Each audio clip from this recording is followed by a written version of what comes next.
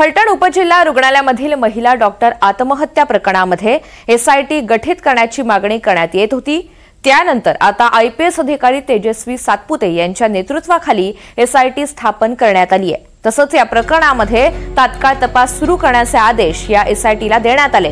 तेजस्वी सातपुते या 2012 सालच्या आयपीएस अधिकारी असून त्यांनी सातारा आणि सोलापूर जिल्ह्यामध्ये पोलीस अधीक्षक म्हणून काम केलेलं आहे।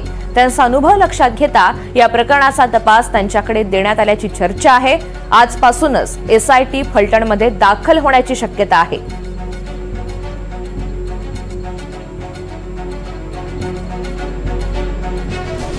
तर आता ही एसआयटीची टीम आजपासूनच फलटणमध्ये दाखल होण्याची शक्यता आहे।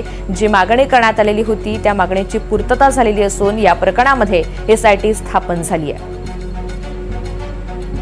फलटणमधील महिला डॉक्टर आत्महत्या प्रकरणामधील संशयित आरोपी पोलीस उपनिरीक्षक गोपाल बदने आणि प्रशांत बनकर यांना 14 दिवसांची न्यायालयीन कोठडी देण्यात आली आहे। पोलिसांनी त्यांची 3 दिवसांची पोलीस कोठडी मागितलेली होती, मात्र कोर्टानं न्यायालयीन कोठडी सुनावली आहे। त्यामुळे आता दोन्ही आरोपींची कारागृहात रवानगी करण्यात आली आहे।